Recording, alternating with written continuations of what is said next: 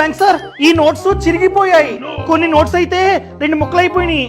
So వీటిని exchange చేయాలి. ఎక్స్చేంజా? కాస్త వర్క్ ఉంది సార్, వెళ్ళండి. Sir, according to the RBI notes and coins exchange policy అన్ని పబ్లిక్ సెక్టర్ బ్యాంక్స్ ఫ్రీగా ఈ నోట్స్ ని ఎక్స్చేంజ్ చేయాల్సిందే. అంటే చిరిగిన నోట్ ని తీసుకొని వేరే నోట్ ని ఇవ్వాల్సిందే.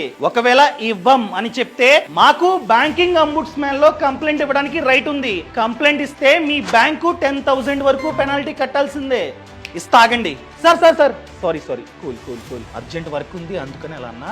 సో మీరు మ్యాక్స్ పర్ డే 5,000 వరకు మాత్రమే ఎక్స్చేంజ్ చేసుకోగలరు. అంటే 5,000 విలువైన నోట్స్ మీరు ఇస్తే మేము దాన్ని ఎక్స్చేంజ్ చేస్తాం. అంతకంటే ఎక్కువ కావాలంటే మీరు పెనాల్టీ కట్టాలి. అంటే కాస్త ఛార్జ్ అనమాట. మీరు చెప్తూ ఉన్నారు నోటు చిరిగింది అని చెప్పి.